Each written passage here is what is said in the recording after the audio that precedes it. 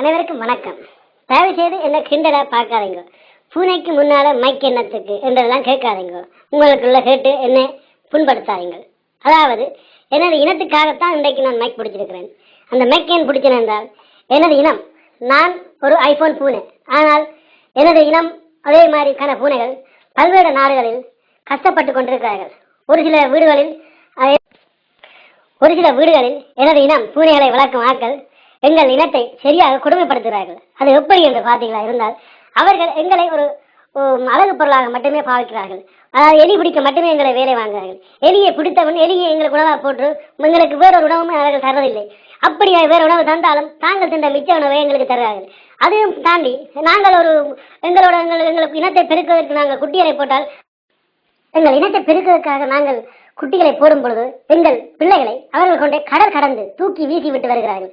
அந்த கடல் கடந்து வரும் எங்கள் பிள்ளைகள் அங்கே ஒரு சில நாய்களால் கடி வாங்கி அவர்கள் மரணிக்கிறார்கள். ஆனால் இது வெளிநாடுகளில் உள்ள, அதாவது ஐரோப்பா நாடுகளில் உள்ள எங்கள் இனம் எவ்வளவு சொகுசான வாழ்க்கையை வாழ்கின்றது. இதே சமயம் ஆசிய நாடுகளில் பல நாடுகளில், குறிப்பாக இந்தியா, ஸ்ரீலங்கா என்ற பல நாடுகளில் எங்கள் இனம் படும் கஷ்டம் சரியான. எங்கள் இனம் உங்களுக்கு என்ன செய்தது? உங்களுக்கு உங்கள் வீட்டுக்கு வர எலியை தடுத்தது. உங்களோட பொருட்களை ஒன்றும் சேதப்படுத்தாமல். ஆனால் நீங்கள் என்ன செய்வீங்க? எங்களுக்கு அதே எலியை நாங்கள் தடுத்த பிறகு நீங்கள் எங்களுக்கு அடித்து எங்களை சித்திரவதை பண்ணி எங்களுக்கு உணவில்லாமல் எங்களை அலைய விட்டீர்கள். இது இனி ஒருபோதும் நாங்கள் அனுமதிக்க மாட்டோம். ஆனால் இது நான் எல்லாரையும் எல்லா வீட்டுக்காரையும் பற்றி குறையா சொல்ல, ஒரு சில வீட்டுக்காரர் தான் எங்கள் இனத்தில் இன்னும் கடுமையாக இருக்கார்கள். எங்கள் இனம் சரியான கஷ்டத்துக்குள்ளாகிறது. அதாவது நீங்கள் ஐரோப்பா நாடுகளில் வாழும் எங்கள் இனம் போல இந்தியாவிலோ அல்ல ஸ்ரீலங்காவிலோ வாழ எங்கள் இனத்தை விட வேணும். அப்படி இல்லையாயின் நாங்கள் இந்த போராட்டத்தை இன்னும் கூடுதலாக வலுப்படுத்தி எங்கள் இனம் வாழும் பெற நாங்கள் இந்த போராட்டத்துக்கு முடிவெடுத்திருக்கிறோம்.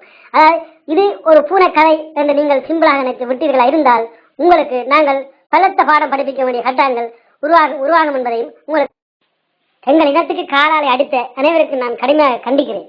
இனிமேலும் எங்கள் இனத்தை உலக நாட்டில் ஒரு அங்கீகாரம் கொடுத்து அவர்களை வாழ விடுங்கள். அந்த இனம் வந்து வாழும் இடங்கள் ஒரு சுதந்திரமான இடங்களாக இருக்க வேண்டும் என்று சொல்லி இந்த ஐபோன் பூனை உங்களிடம் விடைபெறுகிறது.